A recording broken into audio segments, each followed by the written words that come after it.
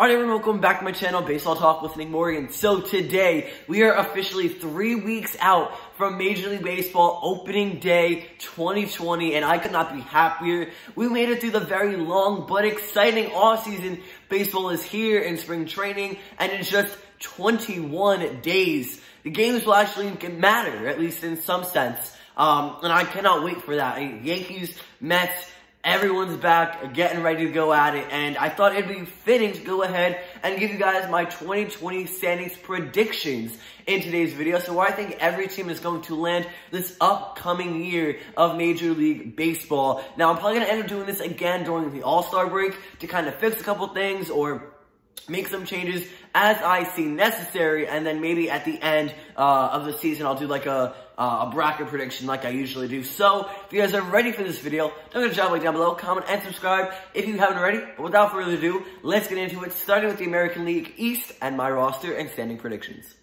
Alright everyone, welcome back to my channel, Baseball Talk with Nick Morgan. So today, we are officially 3 weeks out from Major League Baseball opening day 2020, and I cannot be happier. We made it through the long but exciting offseason. We're currently in spring training phase, but in just 21 days, these games are going to matter, and they're going to count, and we're going to see full MLB rosters, at least for the majority of the teams, and it's going to be a whole lot of fun. Like, baseball season's back. We're going to see games on almost every day for our favorite teams, and I am so excited. I thought today would only be fitting for me to give you guys my 2020 standings predictions for this upcoming season, where I think every team is going to land in their respective division. I'll also go ahead and do another one of these at the All-Star Game break in a couple months from now to kind of tweak some things as I see necessary and kind of update this prediction and that I have for the final standings come the end of the season. So guys, if you are ready for this video, don't forget to drop a like down below, comment, and subscribe if you haven't already. Without further ado, let's get into it with the American League East prediction standings. So out in the AL East, I think it's easy to go ahead and say that 5th place is going to most likely be the Baltimore Orioles. Rather, it will be the Baltimore Orioles. Toronto Blue Jays did a little bit better this offseason. The Red Sox, Rays, and Yankees are definitely not going to lose out to Baltimore this year in the division, but that is okay. The O's are working towards a rebuild year. They're hopefully going to be back in the race within the next couple seasons, so right now them ending in 5th is not a big deal, and obviously everyone is expecting it. They're not going to do well. They probably won't even get like 50, 60 wins, but that's okay, you know? They're rebuilding. They're going to get better. We'll see them be successful in the next couple seasons.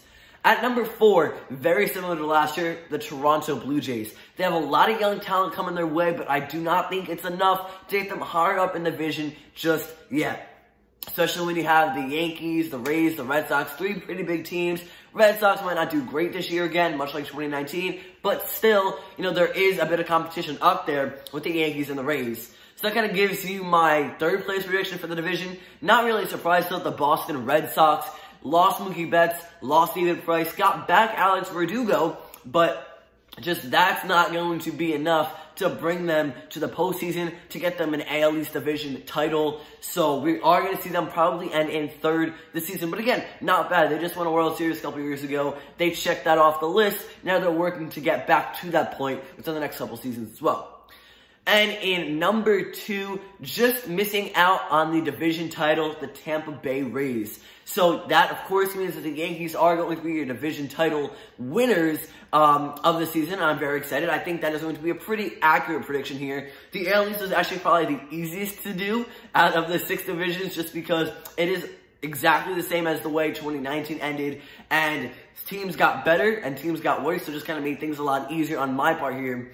But Rays have a super exciting team to look forward to. The New York Yankees just got their man in Garrett Cole, and though they are battling injuries already this season, even in its start, I do think that they will be very good. They're on track to do some great things in the regular season and the postseason. I'm excited. So, from bottom to top, once again, the AL East, you have the Orioles, Blue Jays, Red Sox, Rays, and the Yankees, in my opinion. So now out to the AL Central. Much like the AL East, I have the bottom part of this division very similar to how it ended in 2019. You have the Detroit Tigers coming in 5th, the bottom of the totem pole here, followed up by the Kansas City Royals in 4th. Now, the Tigers were one of the worst teams in baseball last year. The Royals weren't much better, but there was about 10 to 12 wins separating the two teams. So I thought that was kind of distinguished enough to put the Tigers down there in 5th, then the Royals in 4th. Now, for me, these next two teams, I think, are going to be very close to this season. It's going to be neck and neck, back and forth, again, in my opinion, at the moment, between the Indians and the White Sox for 3rd and 2nd place. Now, of course, that leads the Minnesota Twins to 1st, and I do believe that they're going to be the division title winners, and that's kind of obvious just based off of last season and how they're adding Josh Donaldson to that powerful lineup. So, right now, what I have set in stone, Tigers in 5th, Royals in 4th, and then your Twins as your 1st place team. However, the White Sox and the Indians, I wasn't sure exactly where to put. They're going to be here. They're going to be interchangeable. It just depends on how they react to the teams that they play and the schedule, and with significant roster changes coming into this next season. We know that the White Sox had one of the best off seasons this year when it comes to a Major League Baseball winter. Added a whole bunch of guys. There's Yasmani Grandal, Dallas Keuchel, brought back Jose Abreu. They still have Eloy Jimenez, Tim Anderson, some big names. So they're definitely going to be in the fight. Cleveland Indians, on the other hand, lost Corey Kluber to a trade with the Rangers. They lost Trevor Bauer to a trade with the Reds. This is nothing new. But they are going to be significantly impacted, I guess you could say here, because they don't have those two guys at the top of their rotation. Mike Clevenger is also kind of battling injuries. Carlos Carrasco's been back and forth. So it's going to be an interesting year for them. They still have great offense for the most part, but is that pitching rotation, the pitching depth, going to be enough to get them to 2nd? I don't know. So my final AL Central predictions, I kind of just went with my gut here. I put the Tigers in 5th, then the Royals, the Cleveland Indians in 3rd, the White Sox playing for a wild card spot potentially in 2nd, and then the Minnesota Twins as your number 1.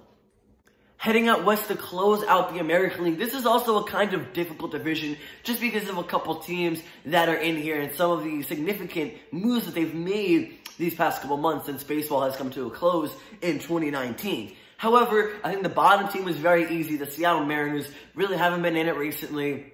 They're not a good team at the moment. They lost Felix Hernandez, and that was one of their better starting pitchers. Even with his age and everything, he still was a top guy for them. He's now with the Braves, but, I just really don't think the Mariners are going to compete for anything next year, 2021, 2022. It's going to take some time, like the Orioles, the Tigers, the Royals. They're in the middle of a rebuilding process, and that is okay. Just 2020 will not be their year. In 4th, the Texas Rangers. Now, I was really going back and forth because I think the Rangers do have potential for 2020, but not enough to go higher than 4th place in the division, I don't think. I love this team. I can't wait to watch them in their new stadium nonetheless too, but I just don't think they're going to be able to climb the division any higher than 2nd to last this division this year. In 3rd place, now 3rd and 2nd in the division were kind of also interchangeable. I looked up some projections, I think, from Major League Baseball, and they had the Angels in 2nd for the division, which is awesome, but I do not see them there quite yet, especially with the Oakland Athletics. Their team is still really good. They didn't really lose a whole lot of guys or gain a bunch of big names this winter, but I think that's going to be good for them going into 2020. They're going to have repetition, same amount of guys are going to work well together. So I put the Angels in 3rd. I know they just went out, grabbed Anthony Rendon for a whole lot of money. Julio Teheran they also added, I think, another kind of low-name starting pitcher, as well as some minor guys here and there. But I don't think that the Angels will have enough just yet. I could definitely see a big year for them 2021 or 2022 with a little bit more of an addition to some guys throughout the team. But I cannot wait to watch them. I think they're going to do well. They probably will do a lot better than 2019, considering now they have Mike Trout and Anthony Rendon in the same lineup, probably hitting right after the other. So that's super exciting. And Albert Pujols, couple other guys as well, some big names to watch in there, and Jelton Simmons and everything. I just think the Angels will be the 3rd place team, and then the A's coming in 2nd, which of course, unfortunately, leads the Houston Astros the first in the division. I don't think they're going to do as well as last season because they have this new manager in Dusty Baker, and just because of other things as well. I don't know how the crowd is going to impact them or anything, just because of all the scandals that have gone on and what we found out about the Astros the past couple of years this winter. But nonetheless, they're still going to be a first place team. So they're going to be in first, winning the division, followed by the Oakland Athletics and the Angels, which again, could potentially be interchangeable. But for the sake of this video, the Astros, A's, Angels, Rangers, and Mariners. You look at competition going into the 2020 season, and this is the division to watch. The New York Mets, the Braves, Phillies, Nationals, and Marlins are all fighting to get one playoff spot, maybe two with the wild card, but that is insane. 4 of these teams have what it takes to potentially be a really good squad. The other one that I'm not including in that is the Miami Marlins, who I have in 5th in the division. Now, I do think that they could have some potential breakout players going into 2020, like Jordan Yamamoto, Brian Anderson, but at the end of the day, those 2 guys aren't going to get them anywhere compared to the rosters that their opposing teams have. You have the Phillies, the Mets, the Nats, the Braves, 4 big teams with 4 really big rosters, and the Marlins aren't going to be able to get past that. They're also in the midst of a rebuild, of course. Now, in 4th place, the Philadelphia Phillies. They're going to repeat last year. They're not going to do much better, I don't think. I'm pretty sure they finished 500 last year with an 81-81 record. I could be wrong on that. But I know they did not do as well as projected. And I don't think they're going to do much better in 2020 because some of the teams in this division got even better this offseason, and that's crazy. Or they stayed just about the same. So the Phillies are going to have a really hard time in 2020. They're going to have to win a whole lot of games against the big teams in order to find themselves higher up in the division. So we have the Marlins and Phillies currently as 5th and 4th. Then I have the Atlanta Braves in 3rd. Now, I do think this is a pretty accurate prediction here. I'm excited to see the Braves because they've always been one of my favorite teams. However, they lost Josh Donaldson, replaced him essentially with Marcell Ozuna. I do think that's going to be a bit of a drop. They gained some starting pitchers. I think Cole Hamels, Felix Hernandez now joining the mix. But at the end of the day, the Nats and the Mets, big teams, again, big rosters. I can't say that enough. Huge players on both of those teams. The Nats coming off of a World Series championship. The Braves are going to have a hard time, I think, here and there. I want to see them do well, but right now I see them as a 3rd place team. Now in 2nd, it could be back and forth between the Mets and the Nationals. But for me, your 2nd place team in the NL East is going to be the Washington Nationals. I really like the Mets as the favorites here for the division title winners, and they have a good team. They have the team to do it. They just have to stay healthy. Their pitching got significantly better. Not necessarily with moves from this offseason, but they did add Rick Porcello and Michael Wacha, who will probably impact this team at some point throughout the season. And then we have Yoenis Cespedes, who could come back and be super healthy and have a great year. Potential NL Comeback Player of the Year award winner. Pete Alonso coming off of an awesome rookie campaign. Jeff McNeil, Jacob deGrom. I mean, the list goes on and on. This team is scary good. And it's going to be back and forth, I think, with the Mets and the Nationals. But it's really exciting to see this division play out because the Nats were the World Series champions. Of course, just this past October, they only really lost Anthony Rendon, made a couple other small appearances here and there and additions. But I am really hoping that the Mets get this division title and the Nats come up 2nd. It's going to be close, and I think the Nats will make the postseason no matter what. If it is the other way around and Washington comes up in 1st, I do see the Mets in a playoff spot come late September, early October 2020. So again, my NL East predictions going from bottom to top: the Marlins, the Phillies, the Braves, the Nationals, and the Mets. The NL Central was also kind of challenging when it came to a couple teams here, but at the bottom, the Pittsburgh Pirates. They just did not do well last year. I mean, they don't have a great team at the moment, but they do have sophomore year campaign, Brian Reynolds. Josh Bell is a big name with a huge bat, but at the end of the day, those 2-3 players aren't going to win you games. They're not going to get you high enough in the division to go ahead and get anywhere past this 5th place mark in the division, which is fine. Much like every other bottom of the pecking order team that we've talked about, they're rebuilding, and we will see them be successful within the next couple years, hopefully. So right now, them being in 5th for 2020 isn't going to be a whole big of a deal. And no one's really expecting any more from them than last.